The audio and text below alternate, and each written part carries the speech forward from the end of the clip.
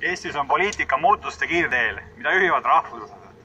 Siiski ei toimu midagi iseenesest. Me ei tohi unustada, miks tehakse poliitikat. Meie eesmärk on kõrgem kui partei ja poliitika. See on rahvuslik.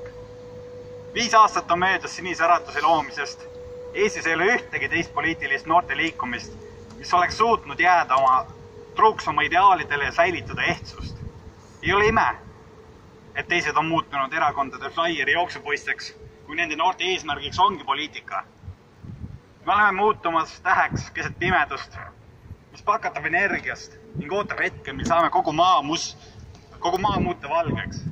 Me ei vaja poliitikuid, kes hea pakkumise korral oma aadetest lahti ütleksid.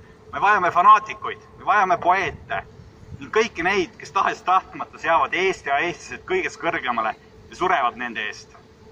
Ärgem unustagem, et poliitika on vahend, ta ei ole eesmärk omaette. Me oleme kultuurisõjas. Kultuurisõda ei saa võita pelgalt poliitikaga. Me peame olema majakas, mis keset tormi aitaks meeld tuletada ja hoida eestluse leeki. Räägi otse sinna mikrofoni.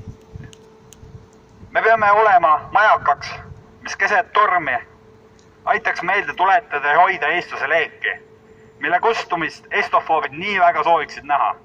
Meie eesmärk on metapoliitiline. Kultuurisõda saab võita vaid võideldes igal rindel.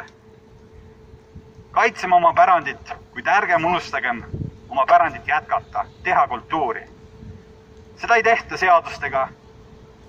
Eestlust saab jätkata vaid iga eestlane ise.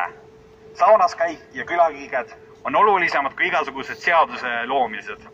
Ükski seadusega manifest ei suuda kuulutada ja hoida eestlust, nagu seda teeb iga eestlane ise, tehes saunavihte. See ongi see, mida globalistid enim kardavad. Suurimaks ohuks globalismile ongi iseenesest sündiv ja iseenesest arenev rahvuses, mis ei mäleta vaid oma juuri, vaid kasutab ka oma tiibu. Iga eestlase rinnus on säde, kuid meist praksub tuli. See tuli peab tõusma leegiks ja levima üle kogu Eesti, täites iga kolde ja iga südame.